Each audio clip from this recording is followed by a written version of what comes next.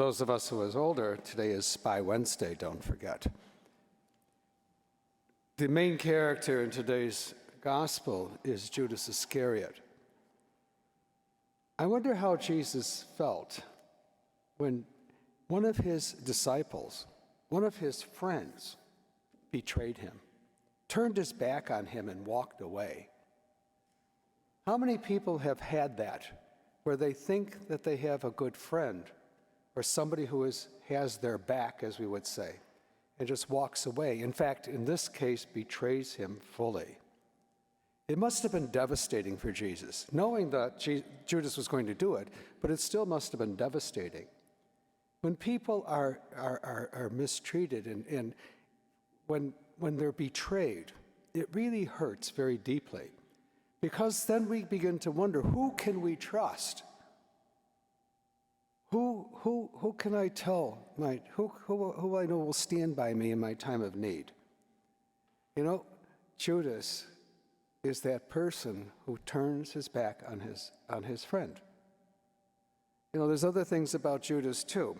You know, in Sunday's gospel, he was a thief. So Jesus might have known that he was stealing the money, but he probably looked the other way because he thought maybe maybe Judas would turn around. But no, it wasn't the case. You know, but however, you know, I don't believe Jesus really gave up on Judas. Judas maybe have given up on himself. But you know, scripture scholars are beginning to debate that maybe Judas wasn't as bad as we think he is. That he turned Jesus over to the authorities, thinking the authorities would just whip him, you know, abuse him, and then throw him out of the city, and hopefully Jesus will go away. Because Judas was a very good Jew, and he was afraid that the temple priests and the Romans would really crack down on the population. So he was trying to save the Jewish people. Well, we'll find out when we meet Judas in heaven what his real intentions were.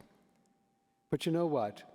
Even though Judas may have betrayed Jesus, and he's a very complicated person, obviously, by the way we look at him, we realize that people are complicated.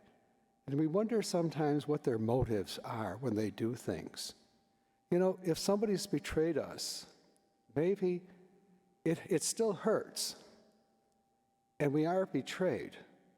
But as Jesus did with not only Judas, but with his disciples and each and every one of us, forgives. And we have to know that. We may mess up, but Jesus will never betray us. Jesus will always be with us. And also, since it's really interesting, the Passover, our Jewish brothers and sisters are celebrating Passover beginning at sundown tonight, so pray for them. Thank you for joining us for this celebration of the Mass. This virtual Mass is broadcast to hundreds of people every day of the week. You know, over 100 years ago, the very first celebrations of the Mass took place on the second floor of the Glenview Public House. It's been inconceivable that 100 years later, we would be reaching so many people all over the world through this technology.